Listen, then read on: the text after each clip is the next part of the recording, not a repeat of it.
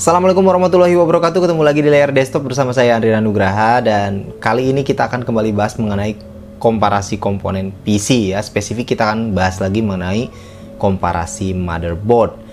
Nah, motherboard apa yang akan kita bahas pada video kali ini? Sebelum kita mulai, bagi teman-teman yang belum subscribe channel layar desktop, bisa diklik dulu tombol subscribe-nya dan juga loncengnya ya, agar terus support channel ini ke depan agar lebih baik dan lebih berkembang lagi. Nah, banyak di antara teman-teman yang komen di kolom komentar ya, bertanya ataupun DM ke Instagram mengenai komparasi motherboard, dan salah satu yang paling banyak ditanyakan adalah motherboard dengan chipset B450 dengan ukuran MATX atau B450M ya. Kenapa banyak nanya ini ya? Mungkin karena ini motherboard dengan harga yang cukup terjangkau dan sudah support untuk overclocking CPU juga gitu kan. Jadi banyak yang nanya dan banyak yang nyari. Nah, maka dari itu kali ini kita akan bahas spesifik mengenai motherboard dengan chipset B450 ukuran MATX atau B450M ya yang ada di pasaran, dan kita persempit range budgetnya di rentang harga 1 sampai 1,5 jutaan karena memang di situ yang paling banyak untuk chipset B450M yang ada di pasaran. Langsung aja kita mulai. Apa aja motherboard yang ada di rentang 1 sampai 1,5 jutaan untuk chipset B450M atau B450 dengan ukuran MATX yang akan kita bahas di video kali ini untuk di compare. Langsung aja kita mulai.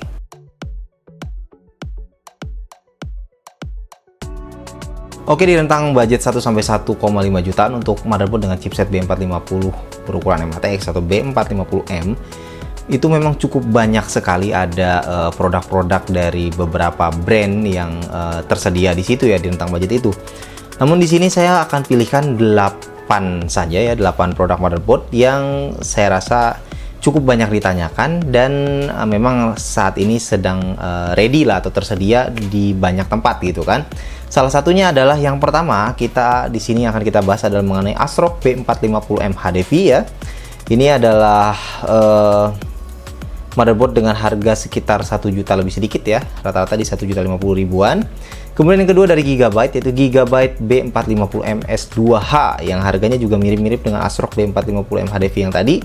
Kemudian dari Gigabyte lagi yaitu Gigabyte B450M Gaming yang harganya sedikit lebih mahal ya, di rentang harga 1,2 jutaan ya, B450M Gaming dari Gigabyte itu. Kemudian MSI B450M Pro M2 Max yang harganya mirip-mirip dengan B450M Gaming, di sekitar 1,25 juta ya. Kemudian berikutnya ada MSI B450M Pro M2 Pro VDH Max ya. MSI B450M Pro VDH Max dengan harga yang sedikit lebih tinggi yaitu di sekitar 1,35 juta ya.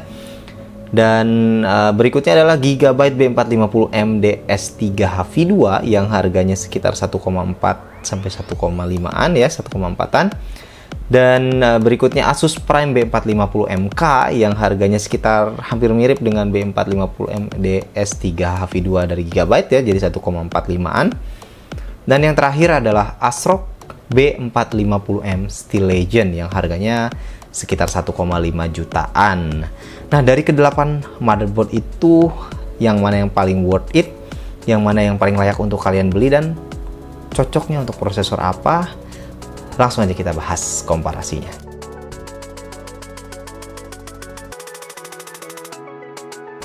Oke, yang pertama yang akan kita bahas di sini adalah mengenai spesifikasi VRM ya. Dari ke-8-nya yang mana sih yang punya spesifikasi VRM yang bagus? Nah, kenapa masih bahas VRM padahal ini adalah prosesor kelas bisa dibilang menengah ke bawah ya B450M ini? Ya karena memang seperti yang saya sudah jelaskan tadi bahwa B450M ini sudah support overclocking untuk CPU, sehingga tentu di situ kita butuh yang punya VRM yang tangguh ya, atau setidaknya VRM yang cukup untuk bisa support agar CPU atau overclocking terhadap CPU-nya bisa berlangsung dengan normal tanpa kendala, tanpa hambatan gitu kan. Nah, sehingga di sini kita akan bahas mengenai VRM-nya ya. Oke, dari sisi VRM kita akan bahas seperti biasa ada dua. Yang pertama adalah sisi power pace-nya dan yang kedua adalah masalah heatsink untuk VRM-nya. Nah, kalau dari sisi power pace design dari ke-8 produk motherboard yang tadi kita bahas itu rata-rata hampir sama secara power pace kecuali yang dari Gigabyte ya. Gigabyte B450M S2H, B450M Gaming maupun B450M DS3HV2 itu 4+3 power pace, sementara yang lainnya adalah 4+2 power pace ya. Saya rasa itu perbedaan yang nggak terlalu signifikan ya. Kemungkinan dari sisi power pace design itu semuanya cukup berimbang ya. Nah, yang membedakan dari ke-8-nya itu adalah kemudian dari sisi VRM heatsinknya ya. Untuk sisi VRM heatsink ini ada 3 yang tidak punya heatsink sama sekali, yaitu ASRock B450M HDV, kemudian MSI B450M Pro M2 Max, dan juga Asus Prime B450MK ya. Sama sekali tidak ada VRM heatsink. Kemudian ada 4 yang sudah punya VRM heatsink tapi hanya pada area CPU V-core-nya aja, yaitu Gigabyte B450M S2H, kemudian Gigabyte B450M Gaming, MSI B450M Pro PDH Max, kemudian Gigabyte B450M DS3HV2 itu sudah ada heatsink untuk VRM untuk area CPU V-core-nya ya. Sementara satu itu sudah lengkap untuk VRM-nya, baik itu area CPU V-core maupun area SoC, yaitu ASRock B450M Steel Legend. Jadi dari sini saja, dari perbandingan ini aja udah kelihatan bahwa yang paling menonjol dari sisi VRM menurut saya, kalau power pace desainnya berimbang tapi heatsink yang paling bagus di sini adalah ASRock B450M Steel Legend. Jadi untuk dalam hal VRM, pilihan terbaik adalah ASRock B450M Steel Legend. Kemudian opsi keduanya kalian bisa cari atau bisa ambil yang punya VRM heatsink di bagian CPU V-core-nya, itu akan cukup membantu lah ya. Itu tadi pada 4 produk motherboard yang tadi saya sebutkan ya.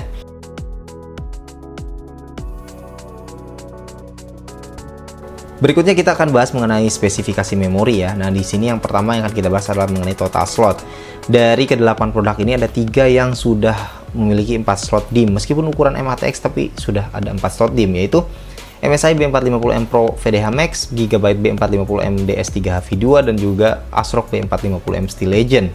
Yang lain masih 2 slot, ketiganya itu tadi sudah 4 slot. Nah, penting nggak sih 4 slot ini? Kelebihannya apa? Yang pasti tentu kapasitas lebih besar bisa kalian miliki di situ. RAM dengan kapasitas yang lebih besar, meskipun nanti jalannya tetap dual channel, tapi kalian akan bisa dapatkan kapasitas lebih besar. Yang pertama pastinya urusan kapasitas. Yang kedua itu sebenarnya ada satu hal yang sering kali dilewatkan orang atau bahkan nggak diperhatikan ya. Punya 2 slot DIMM aja itu biasanya akan terbatas ketika kalian akan pakai CPU cooler berukuran besar. Kalau kalian punya atau akan pakai CPU cooler berukuran besar, itu biasanya beberapa itu akan memakan sampai ke 1 slot DIMM itu akan kemakan oleh CPU cooler, fan daripada CPU coolernya. Sehingga tentu RAM yang akan kalian pasang itu bisa jadi cuma 1 atau bahkan ada beberapa CPU cooler yang makan 2 slot bahkan gitu kan. Nah, di situ akhirnya kita harus mengorbankan RAM ya. Kalau misalnya kita harus pakai misalnya RAM dengan profile yang rendah misalnya kan, kalau misalnya kemakan si area slot DIMM-nya itu. Nah, beberapa diakalin kalau punya 4 slot DIMM, kalau misalnya yang slot RAM yang kemakan cuma 1 oleh fan daripada CPU coolernya itu, maka kita bisa pasang RAM di slot nomor 2 dan nomor 4 dual channelnya gitu, seperti itu. Jadi itu cukup menguntungkan kalau misalnya kalian akan pakai CPU cooler dengan berukuran yang cukup besar, tentu CPU cooler aftermarket ya. Kalau 2 slot aja itu biasanya agak mepet gitu kan, sehingga kemungkinan kemakan 1 slot ya susah kalau gitu, kalau 1 slot kemakan oleh fan daripada CPU coolernya itu gitu ya. Jadi itu kadang-kadang yang bisa berpengaruh nih ya, 4 slot atau 2 slot di luar masalah kapasitas ya.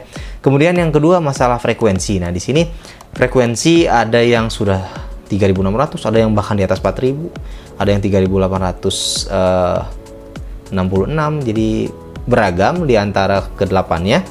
Tapi yang menjadi catatan sebenarnya gini, untuk platform Ryzen yang biasa dijalankan dengan chipset B450M ini kan paling kalian akan pakai Ryzen 5 3600, Ryzen 5 3500X, 3500, atau Ryzen 3 3300X, Ryzen 3 3100, yang mana prosesor-prosesor itu kemungkinan besar efektif akan jalan di 3200 atau 3600 gitu kan. Kemungkinan untuk jalan di atas 3600 akan agak cukup sulit, sehingga di sini kalau saya note sih yang penting adalah sudah di atas 3200 bisa lah ya gitu kan.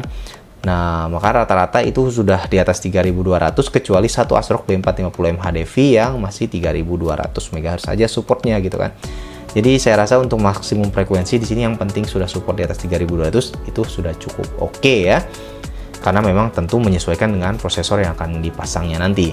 Kemudian berikutnya masalah capacity sih juga beragam, ada yang hanya 32 dan 64, ada 128, meskipun nanti pastinya sih saya rasa kalau pengguna motherboard ini itu akan pasang RAM di kisaran 8, 16 atau bahkan maksimum di 32.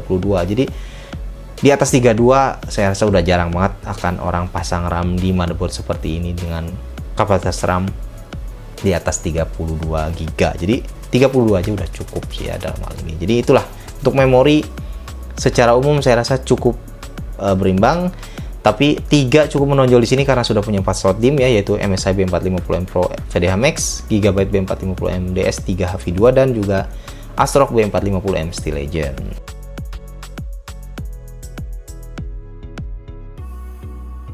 Berikutnya kita bahas mengenai expansion slot ya. Untuk expansion slot ini memang nggak banyak yang bisa kita bahas, tapi di sini ada beberapa hal yang saya highlight ya. Ada 2 yang menarik, yaitu Gigabyte B450M DS3HV2 dan juga ASRock B450M Steel Legend ya. Yang mana keduanya sudah punya 2 slot PCIe 3.0x16 dan support tentu saja AMD Crossfire X karena sudah punya 2 slot untuk kali 16-nya. Dan yang lainnya tidak ada ya, jadi hanya punya 1 slot 3.0x16 sehingga tidak support AMD Crossfire X. Jadi di sini kelebihan tersendiri buat ASRock B450M Steel Legend dan juga Gigabyte B450M DS3HV2 kalau kalian mau pakai dual GPU untuk GPU Radeon ya yang akan jalankan AMD Crossfire X di situ. Kemudian ada yang menarik lagi, yaitu adanya PCIe Steel Armor pada slot untuk PCIe 3.0x16-nya. Di sini ada pada Gigabyte B450M Gaming, MSI B450M Pro VDH Max dan ASRock B450M Steel Legend. Jadi ketiganya ini sudah punya Steel Armor pada slot PCIe 3.0x16 yang akan support terhadap preventif lah terhadap terjadinya bending pada VGA card kita gitu ya. Nah, untuk expansion slot ini kalau saya lihat secara umum ASRock B450M Steel Legend adalah yang memiliki keunggulan di sini dibanding yang lain. Kemudian nomor 2 mungkin adalah Gigabyte B450M DS3HV2 ya.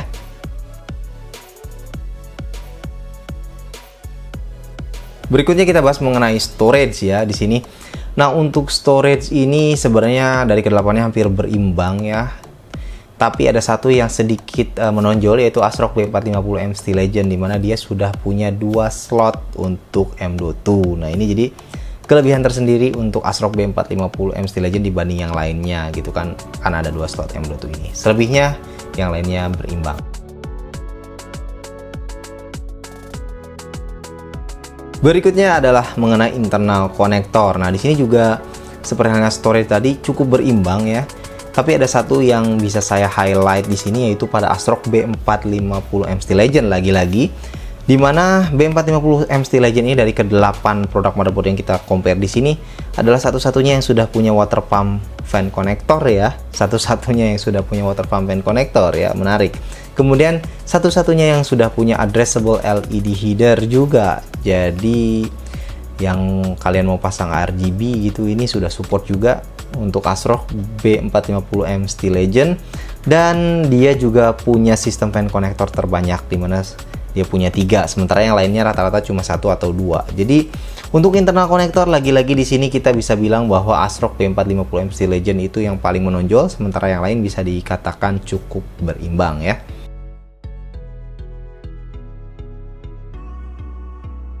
Berikutnya kita akan bahas mengenai rear I/O panel ya. Untuk rear I/O panel di sini juga nggak terlalu banyak perbedaan ya. Jadi rata-rata cukup berimbang, kecuali mungkin beberapa hal bisa kita highlight di sini. Yang pertama adalah pada ASRock B450M Steel Legend ya. Di sini dia adalah satu-satunya yang sudah punya display port ya pada rear I/O panelnya. Nah, display port ini penting nggak penting juga sih. Kadang-kadang kalau misalnya kalian itu pakai VGA card eksternal udah pasti ini nggak akan kepake juga.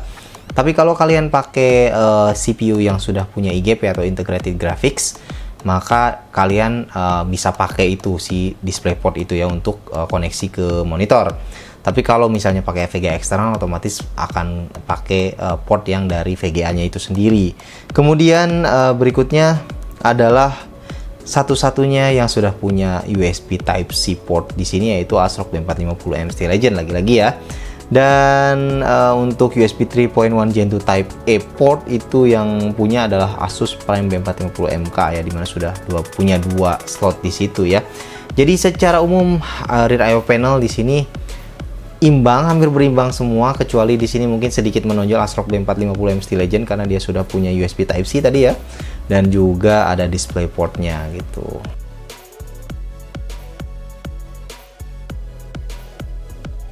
Oke, itulah tadi perbandingan dari ke-8 produk motherboard yang ada di pasaran dengan chipset B450M ya, dengan harga 1 sampai 1,5 jutaan.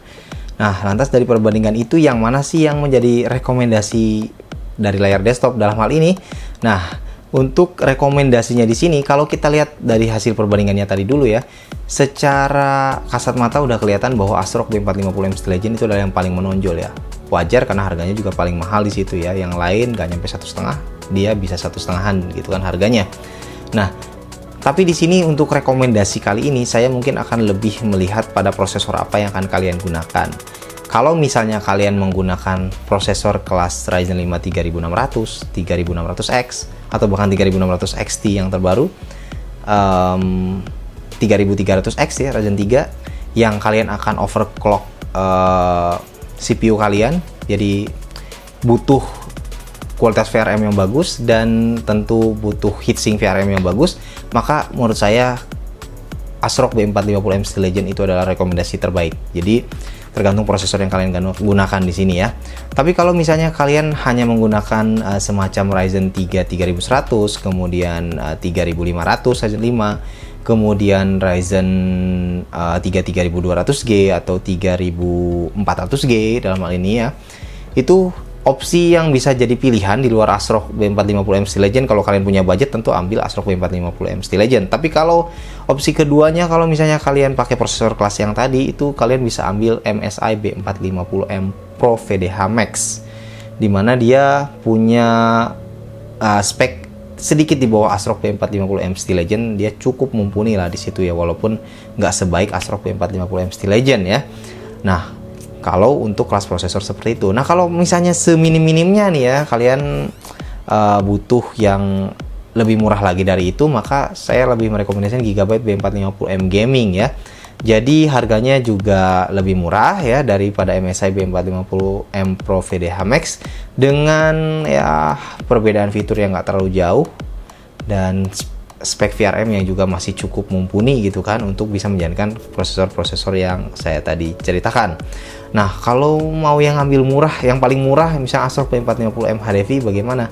Jujur aja, kalau misalnya memang kalian akan melakukan overclocking terhadap prosesor, di situ saya tidak merekomendasikan ini karena memang secara itu dia tanpa heatsink sama sekali. Kemudian juga untuk CPU power konektornya pun hanya menggunakan 4 pin saja di situ, jadi agak sedikit kelihatannya kurang capable kalau misalnya kalian mau overclock dengan prosesor-prosesor kelas Ryzen 5 tadi ataupun Ryzen 3 yang terbaru seperti 3300X ataupun 3100 gitu. Jadi lebih recommended untuk yang sedikit budgetnya di atas, yaitu Gigabyte B450M Gaming ataupun sedikit di atasnya lagi MSI B450M Pro VDH Max. Kalau punya budget ya, yang terbaik adalah ASRock B450M Steel Legend ya di sini. Jadi rekomendasinya tergantung daripada prosesor yang kalian gunakan juga gitu ya.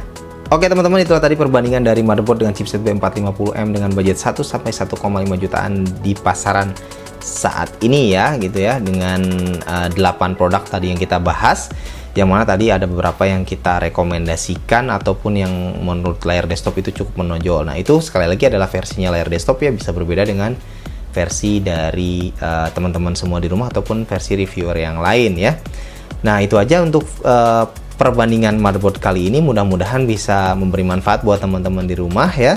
Terima kasih teman-teman sudah menonton. Jangan lupa untuk like, share, dan juga subscribe. Sampai jumpa di video berikutnya. Assalamualaikum warahmatullahi wabarakatuh.